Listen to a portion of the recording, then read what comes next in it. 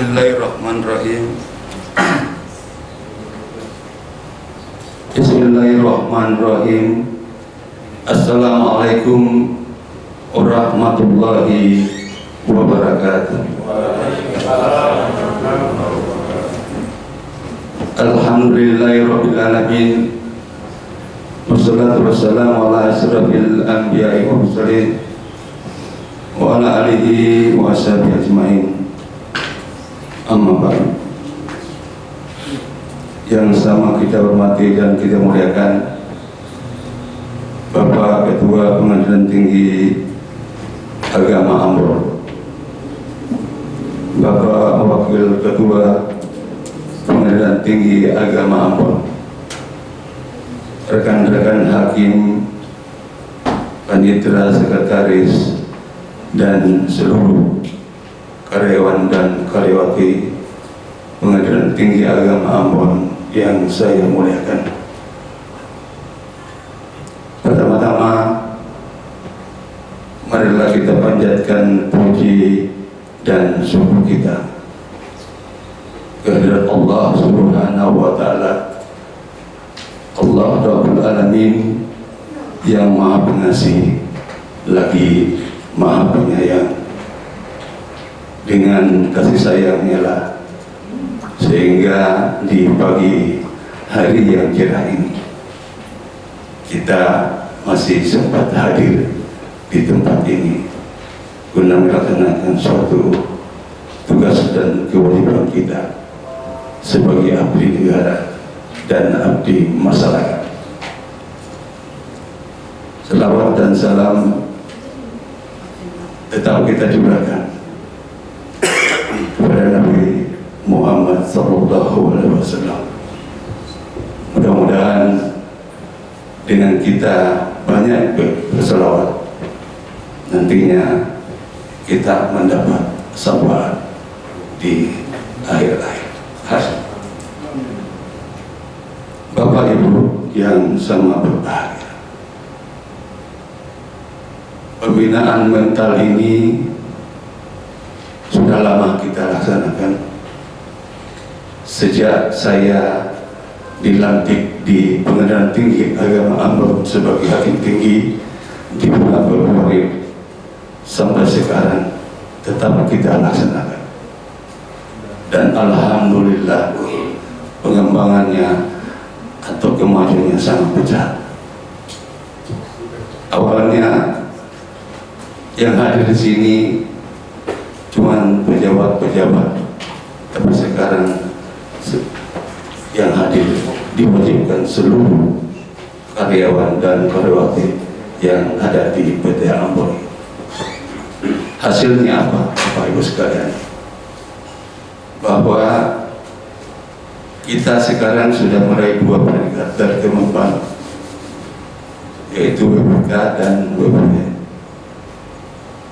Dan itu tidak akan berhasil jika mental kita lemah, karena apa yang kita lakukan itu betul-betul menguras tenaga dan pikiran. Sampai Pak Sekretaris mengatakan bahwa kita sampai berdarah-darah, dan alhamdulillah kita sudah raih. Kalau kita tidak bermental baja, rakyat itu tidak akan tercapai, Bapak Ibu sekalian. Nah, setelah kita mencapai, apakah pembinaan itu akan berhenti? Tidak. Tetap kita mempertahankan itu, karena memang kita harus dianjurkan untuk mempertahankan tentang bagaimana sikap kita menghadapi apa yang kita raih. Makanya judul yang diberikan kepada saya di pagi hari ini adalah menyangkut tentang kejujuran. Masalah kejujuran ini sangat penting dan harus dimiliki oleh setiap sebagai prinsip hidup. Jujur jujur berarti menyatakan yang sebenarnya terjadi. Sebelum kita membahas tentang kejujuran ini, kita harus pertama memahami apa sebenarnya jujur itu.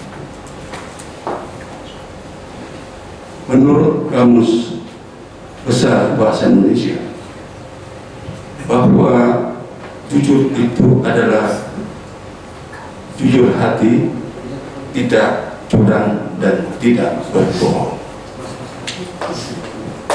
Jadi suatu jujur adalah suatu sikap yang lurus hati, menyatakan yang sebenarnya, tidak berbohong atau menyatakan hal-hal yang tidak menyalahi aturan.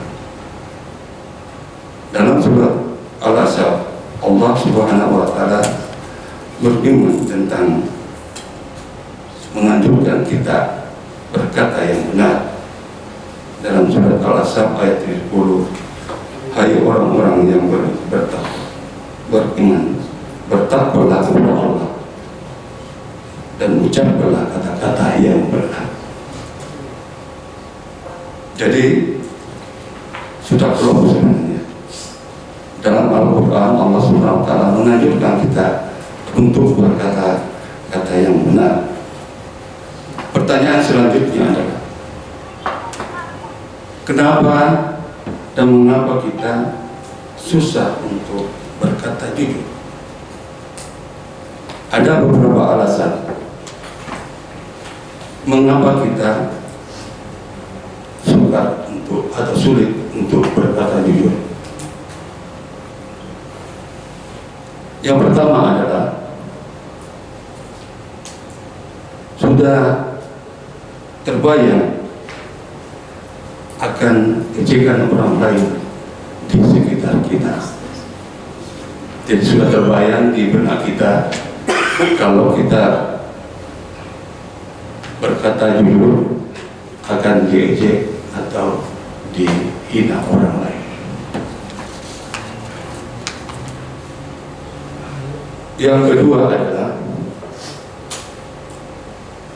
kita sudah merasa nyaman untuk berkata bohong karena merasa hidup kita tidak pernah sulit untuk itu. Jadi kita sudah senang karena kita sudah merasakan bahwa kalau kita berbohong itu hidup kita tidak sulit. Yang ketiga adalah kita takut dijauhi orang lain. Kita khawatir kalau kita jujur, kita akan dijauhi orang lain. Yang selanjutnya adalah kita tidak mau mendapat nasihat yang banyak dari orang lain. Yang kelima adalah kita takut mendapat hukuman dari tetangga atau masyarakat di sekitar kita. Selanjutnya adalah, apa benar kejujuran dapat membuat kita bahagia atau sehat? Ini yang menarik menurut saya, bahwa suatu penelitian yang dilakukan sebuah universitas di Amerika Serikat, dia meneliti tentang kejujuran ini. Dia mengambil sampel sebanyak 110 orang di antara umurnya umur 17 sampai 70 tahun, dan dari 110 orang ini dibagi dua. Separuhnya dikasih instruksi bahwa selama 10 minggu kelompok pertama tidak boleh berbohong. Yang kelompok yang kedua tidak diberi instruksi tentang itu. Selama 10 minggu, Bapak Ibu sekalian, hasilnya adalah bahwa orang yang tidak berbohong selama 10 minggu merasa lebih baik daripada dari segi fisik dan kesehatan mental. Jadi cuma 10 minggu tidak berbohong, kesehatan fisik dan mentalnya membaik atau baik. Kesimpulan yang kedua adalah bahwa orang-orang yang selalu berkata jujur dengan orang terdekatnya terlihat lebih bahagia dibandingkan dengan orang-orang yang tidak jujur.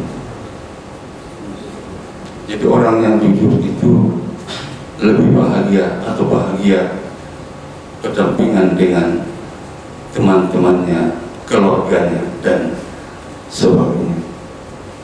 Kesimpulan yang ketiga yang diambil oleh suatu penelitian ini adalah bahwa orang yang selalu berkata jujur atau tidak berbohong merasa hubungan sosial dengan orang lain lebih baik.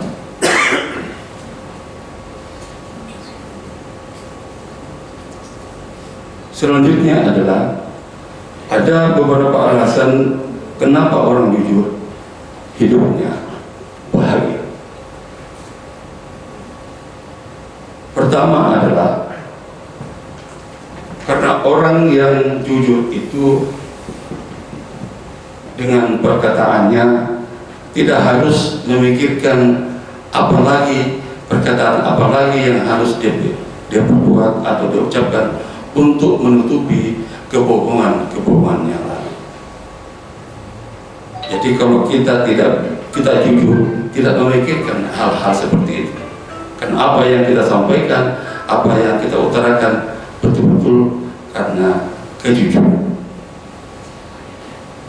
Yang kedua adalah bahwa orang yang jujur dalam berkata-kata selalu terbaik dalam perkataan, tidak pernah dipikirkan kalau A sekarang bisa juga tidak karena A menjadi B dan sebagainya. Jadi terbaik. Makanya mereka itu orang-orang yang bisa mendapat kebahagiaan. Yang ketiga adalah kalau kita jujur, tidak takut bertemu dengan orang lain, karena kita tidak pernah menyimpan atau berkata-kata bohong sesuai dengan apa yang kita perbuat sehari-hari. Yang keempat adalah kita tidak pernah takut menghadapi bertemu dengan. Yang selanjutnya adalah kalau kita jujur, kita bisa menjadi pemimpin yang baik. Karena apa? Karena kita dipercaya oleh bawahan kita. Kita tidak pernah berbohong, kita tidak pernah mendustai bawahan kita. Jadi kita dapat dipercaya. Yang selanjutnya kalau kita jujur itu terpancing atau membawa orang lain berbuat jujur sama kita. Ada pun macam-macam kejujuran dalam Islam. Yang pertama adalah siddiq al-qalbi. Adalah sifat jujur yang dilakukan oleh manusia diawali dengan niat. Yang kedua adalah siddiq al-hadis, adalah jujur yang diterapkan oleh manusia pada perkataan dan ucapannya. Yang ketiga adalah siddiq al-amal.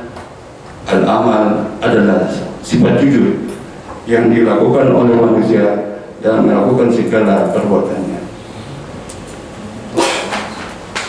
Siddiq al-hal adalah siddiq jujur yang diterapkan oleh manusia pada segala yang dilakukan. Misalnya, jujur dalam hal berpendapat, jujur dalam hal melakukan pekerjaan, dan jujur dalam hal memberikan amanah. Kesimpulannya adalah apabila kita ingin hidup bahagia di dunia dan akhirat, mari kita selalu berkata jujur dalam bertindak dan berperilaku dimanapun kita berada, baik dalam kehidupan masyarakat, kantor, maupun dalam keluarga. Demikianlah yang saya sampaikan di pagi hari ini. Mudah-mudahan ada manfaatnya. Billahi taufiq wal hidayah. Assalamualaikum warahmatullahi